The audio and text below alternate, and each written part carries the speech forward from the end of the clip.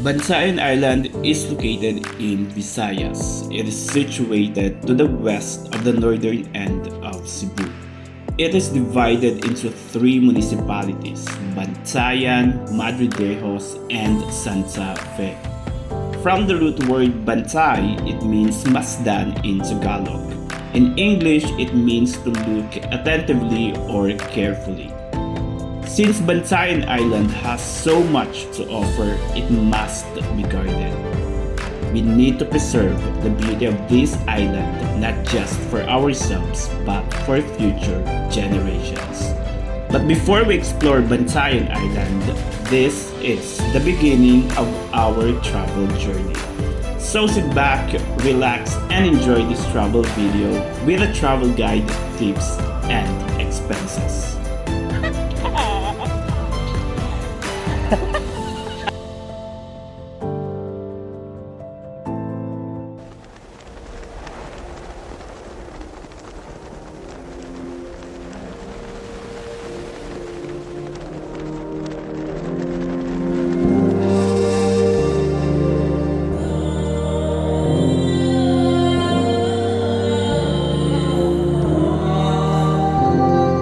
Trying new things in life is scary, but you will never know who you are unless you try.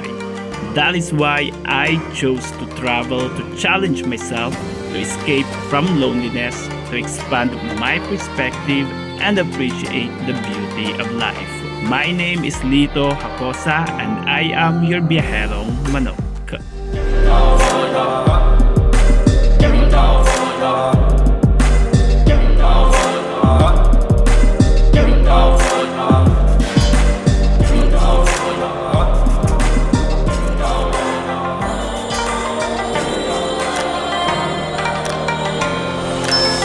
On our second day, right after our lunch, our tour continued for the island hopping.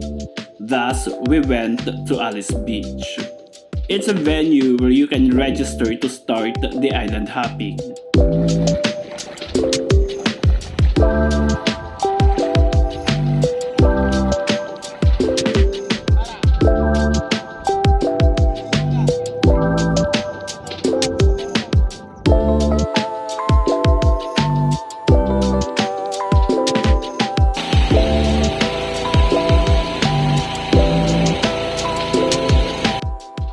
The hopping rate is 1,000 pesos for up to 5 to 6 persons, plus 200 pesos to 300 pesos for the environmental fees.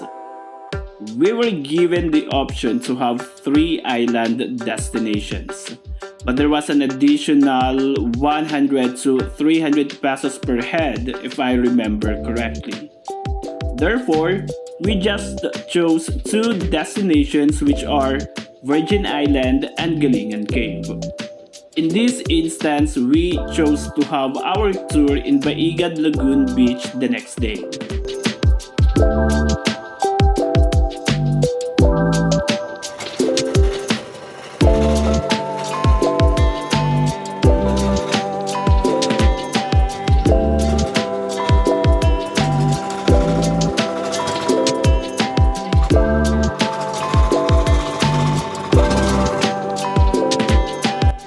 So at this time, mga katikilao, we are currently having our island hopping, and we chose 2 destinations, which are Virgin Island and Galingan Cave.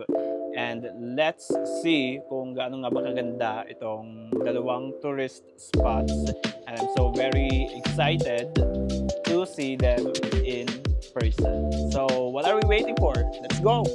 Without further ado, let's start with our first destination, which is the Virgin Island. The boat travel time, if I'm not mistaken, was only 15 to 20 minutes. The entrance fee is 350 pesos per head. The use of cottage and chairs is free.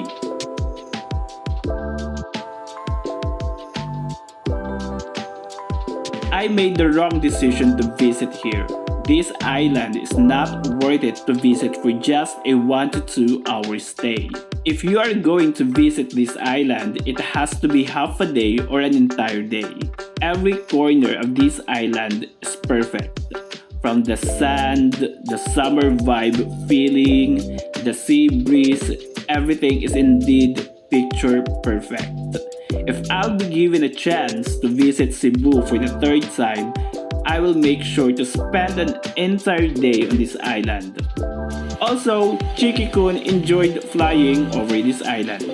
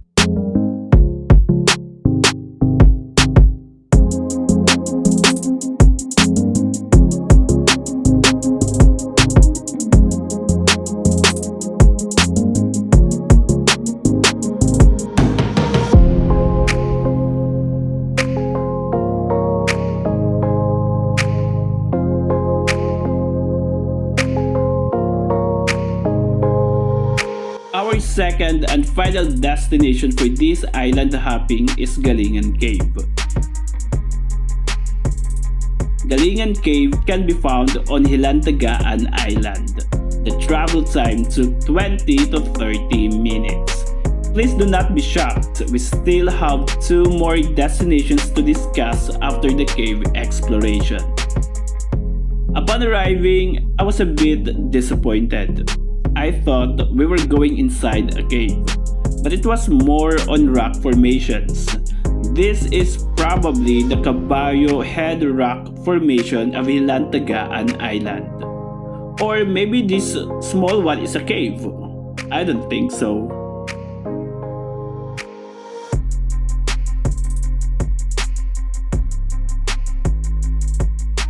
Honestly, I did not enjoy this place.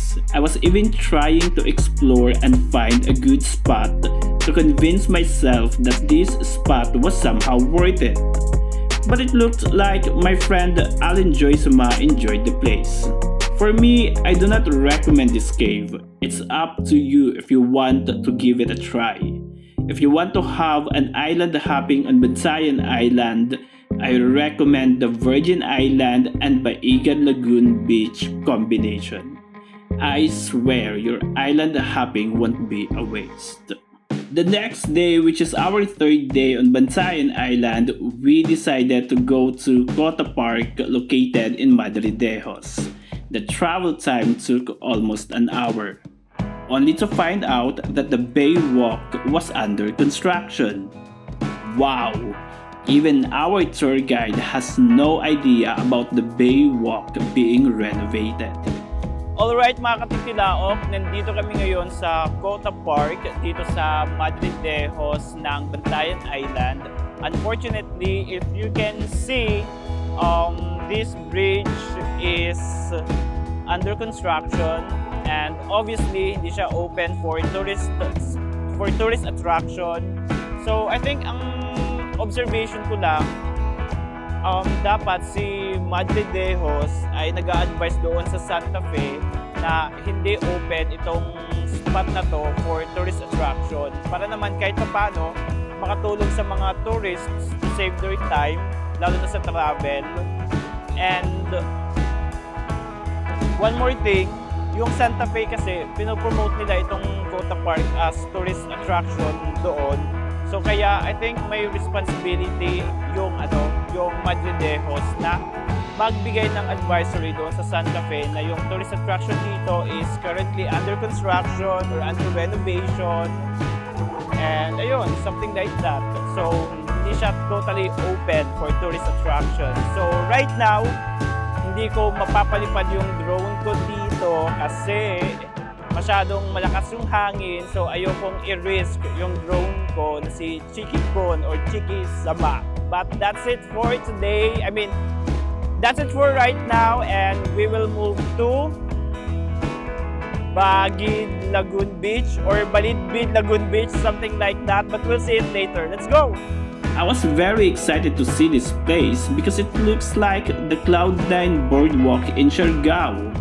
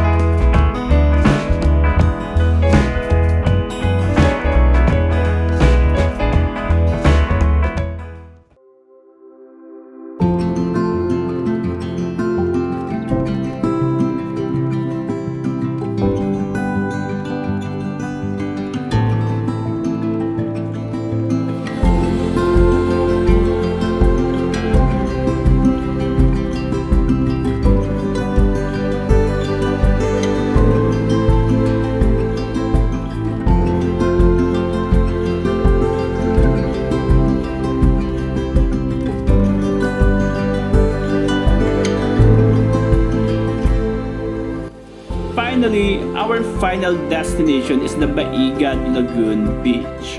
We had to go to the information center first to register. The beach is accessible by boat or walk. But to save more time, we decided to take a boat for 100 pesos round trip. The entrance fee is 200 pesos and the boat travel time is less than 10 minutes. If I'm going to make a top 5 best destinations in Bantayan Island, there is no doubt that Baigad Lagoon Beach is my first finalist, followed by Virgin Island. The beach has a mini bar, a swimming pool, and many more. I had so much fun here.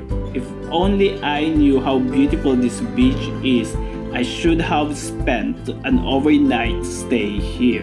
Well, I have no words to say about this place.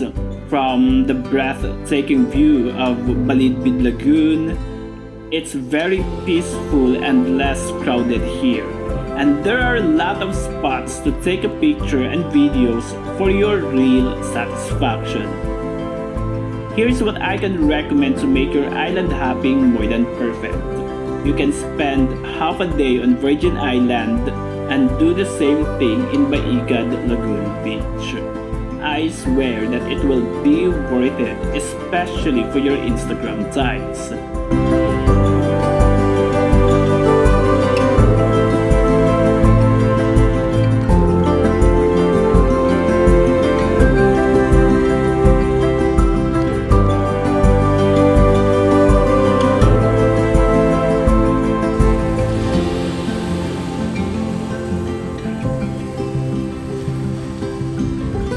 Kasing ka, Chiki! Chiki! Good job, Chiki Con!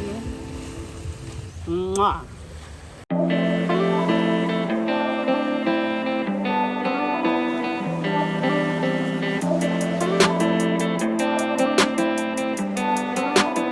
Sometimes you gotta let them go. Oh, I know it's hard, but you're better on your own. Oh, I know the scars got you feeling all alone. Oh, I know it's hard, but you gotta let them go. Oh, say it with me, everything is okay. Yeah, hey, yeah, hey, yeah, yeah. But you gotta let them go. Oh, I know it's hard, but you're better on your own. Yeah, on your own. Right after our tour, we headed to the Bantayan Airport immediately. And this is our departure out of Bantayan Island back to Cebu International Airport. We do not have a commute guide going back to Cebu City because we booked a charter flight operated by Leading Edge Air. The flight duration was only less than 30 minutes if I remember correctly. Our ticket was only 888 pesos and it was booked through King Ace's Travel and Tour on their Facebook page. From the moment you decide to go to Bantayan Island and commuting is too hassle and not an option for you, you have to make sure to book a charter flight to Bantayan Island and as much as possible a few months before your travel to secure your seat. Otherwise, you will not be able to book a flight because the seats are always sold out. And there you are mga katipilaok. Once again, my name is Lito Acosta and I am your Byaherong Manok. And please do not forget to like this video, subscribe to my YouTube channel, and leave a comment. And that's it. See you to my next vlog. Sometimes you gotta let them go, oh. I know it's hard, but you're better on your own, oh. I know the sky's got you feeling all alone, oh. I know it's hard, but you gotta let them go, oh. Say it with me, everything is okay, yeah, yeah, yeah. So this is it for our travel adventure on Bantayan Island. I'll see you at my next travel vlog in Bohol province. Before we end this video, here's a teaser trailer for my Bohol adventure. Step 1, wake up early, gonna rise with the sun. Step 2, get some good, some food in you. Step 3, think real hard about what you wanna be. Step 4, everybody just do your thing. Wake up, today's gonna be a good day. Wake up, today's gonna be a good day. Wake up, today's gonna be a good day. Wake up, today's gonna be a good day. Wake up, today's gonna be a good day. Wake up, today's gonna be a good day. Wake up, today's gonna be a good day. Wake up, today's gonna be a good day.